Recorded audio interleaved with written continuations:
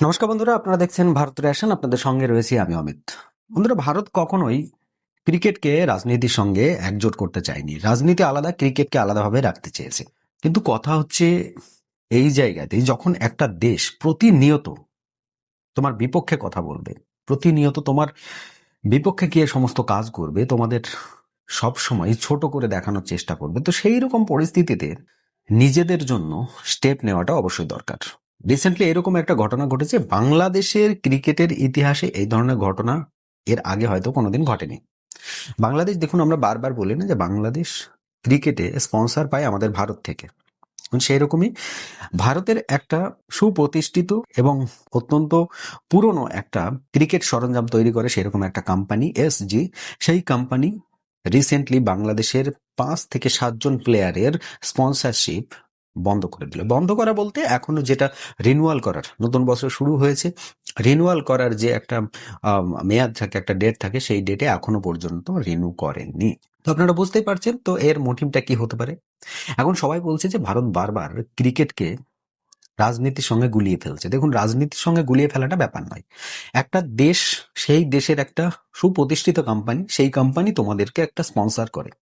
সেই স্পন্সরের পর, সেই স্পন্সরের টাকা পয়সা নেওয়ার পর যদি তোমরা সেই দেশটার বিপক্ষেই কথা বলতে থাকো বারবার, সেই ক্ষেত্রে একটা প্রাইভেট কোম্পানি হলেও তার কিন্তু একটা ব্যক্তিগত ধারণা থাকে, তার একটা ব্যক্তিগত সেলফ রেসপেক্ট থাকে।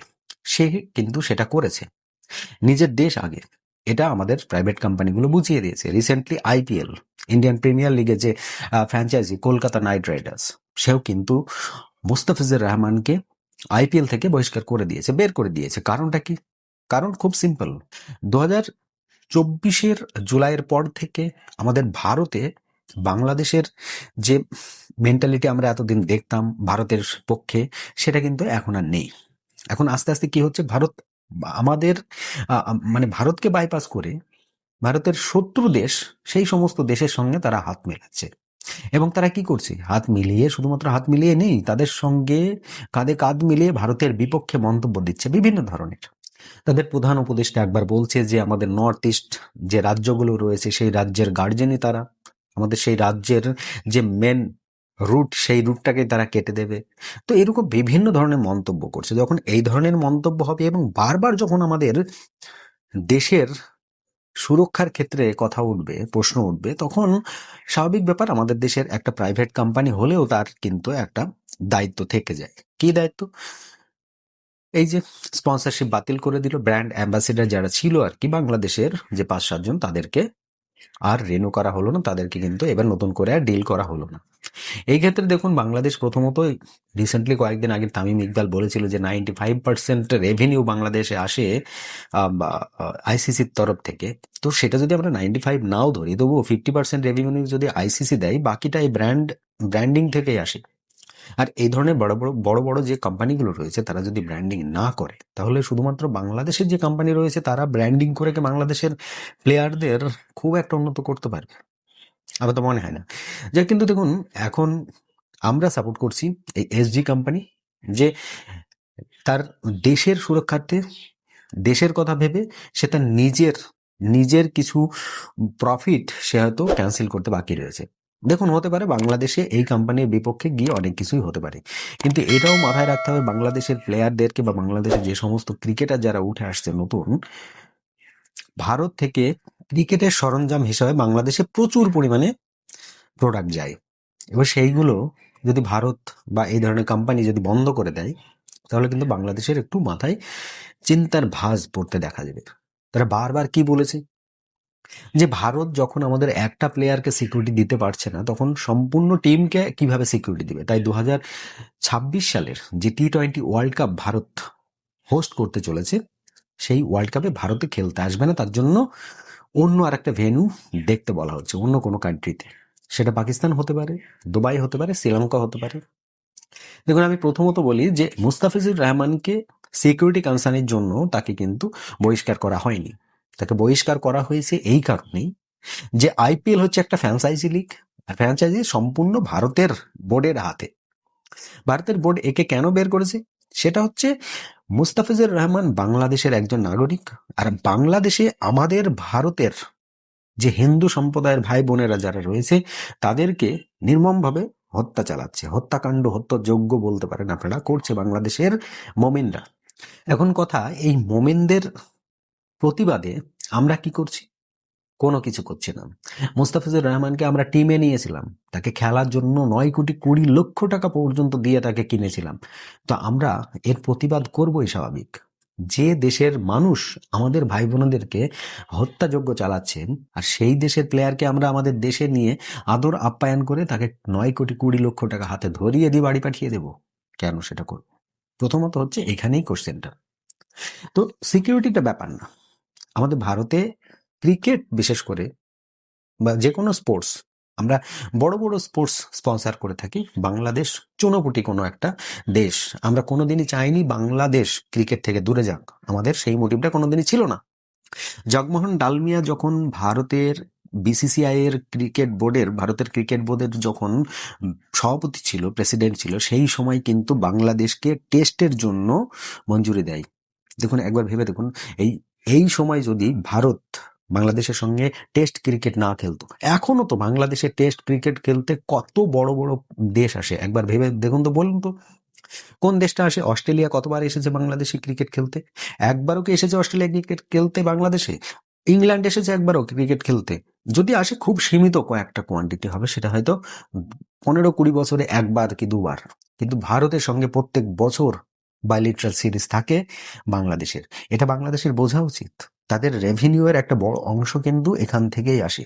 তাই তারা যদি ভাবে যে আমরা ভারতকে বাইপাস করে, পাকিস্তানের কথা এই মত্ত হয়ে আমরা ভারতের বিপক্ষে গিয়ে বিরোধিতা করে আমরা অনেক কিছু করতে পারবো, তাহলে হয়তো তাদের একটা মানে ফালতু ধারণা এবং ভুল ধারণা।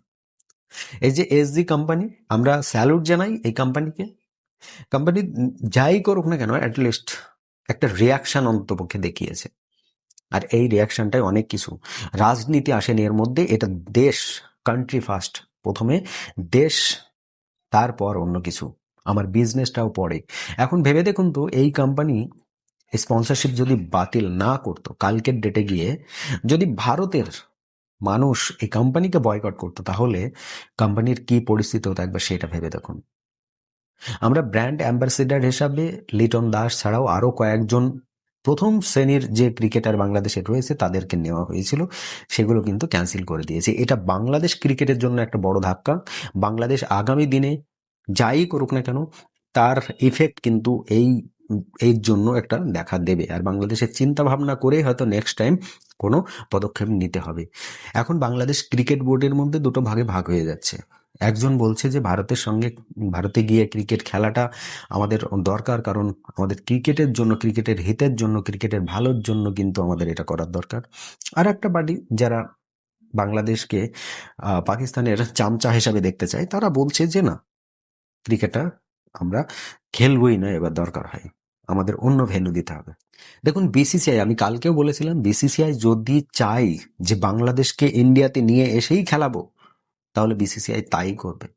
বাংলাদেশের না ওই ডক্টর মোহাম্মদ ইউনুসের ক্ষমতা আছে, না ওই বাংলাদেশের ক্রীড়া উপদেষ্টার কোনো ক্ষমতা আছে এটাকে আটকানোর। কিন্তু বিসিসিআই সব। আমরা এখন তো বিসিসিআই এর উপর কোশ্চেন করছি যে একটা মাস আর বাকি নেই, সামনে 7ই ফেব্রুয়ারি ক্রিকেটের ওয়ার্ল্ড কাপ, টি-20 ওয়ার্ল্ড কাপের প্রথম ম্যাচ শুরু হয়ে যাচ্ছে। সেই জায়গায় দাঁড়িয়ে এখনো পর্যন্ত বিসিসিআই একটা সিম্পল ডিসিশন আইসিসি কে দিতে পারছে না। আমার ক্লিয়ার কাট বলে দেওয়া উচিত, খেলতে হলে ভারতে এসেই খেলতে হবে। তুমি কলকাতায় খেলবে না, অন্য কোনো ভেন্যুতে খেলতে পারো, ইভেন কলকাতাতেই খেলতে হবে তোমাকে, এইরকম বলতে হবে। সিকিউরিটি কোনো কনসার্ন নেই। আমাদের দেশে এত বড় বড় লিগ আমরা করেছি। 2023 সালে যখন পাকিস্তান এসেছিল আমাদের ভারতে, তখন পাকিস্তানের প্লেয়ারদের কোনো সিঙ্গেল প্রবলেম হয়েছিল কি? কিন্তু সিকিউরিটি কনসার্ন, পাকিস্তান ভারতের মধ্যে সম্পর্কটা অন্য জায়গায়। আমরা চির প্রতিদ্বন্দ্বী এবং চিরশত্রু দুই দেশের মধ্যে সেনা কারবাই হয়েছে বিভিন্ন সময়ে, এর আগে যুদ্ধও হয়েছে, কিন্তু বাংলাদেশের সঙ্গে তো যুদ্ধ হয়নি। তাহলে বাংলাদেশ এই ধরনের ব্লেম করে কি করে, এই ধরনের ক্লেমটাই বা করে কি করে? যে কারণে বাংলাদেশের সঙ্গে সম্পূর্ণ ক্রিকেট বলুন আর সম্পূর্ণ স্পোর্টস বলুন, সব কিছুর সম্পর্ক ত্যাগ করে দিয়ে বাংলাদেশ যে রাস্তায় যেতে যায় তাকে সেই দিকেই যেতে দেওয়া উচিত। আমার ধারণা, আমাদের যে কোম্পানি যে ডিসিশনটা নিয়েছে আরও এই ধরনের প্রাইভেট কোম্পানি যারা রয়েছে তারাও আগামী দিনে এই ধরনের ডিসিশনটাই নেবে। তারপর বাংলাদেশ বুঝতে পারবে যে কত ধানে কত চাল। আপনাদের কি মতামত? এসজি কোম্পানি যে পদক্ষেপটা নিয়েছে সেটা কি বাংলাদেশের ক্রিকেটের বা বাংলাদেশের প্লেয়ারদের মনোবল কি কোথাও না কোথাও একটু ডাউন হয়েছে? অবশ্যই সেটা কমেন্ট বক্সে লিখতে কিন্তু ভুলবেন না। আমার চ্যানেলটিকে যদি আপনাদের পছন্দ হয়ে থাকে অবশ্যই একটি লাইক করে দেবেন, শেয়ার করে সকলের কাছে পৌঁছিয়ে দেবেন, আর সাবস্ক্রাইব করতে অবশ্যই ভুলবেন না। আজকের মতো এই প্রতিবেদন আমি এখানে সমাপ্ত করব। সকল ভালো থাকবেন, সুস্থ থাকবেন। ধন্যবাদ।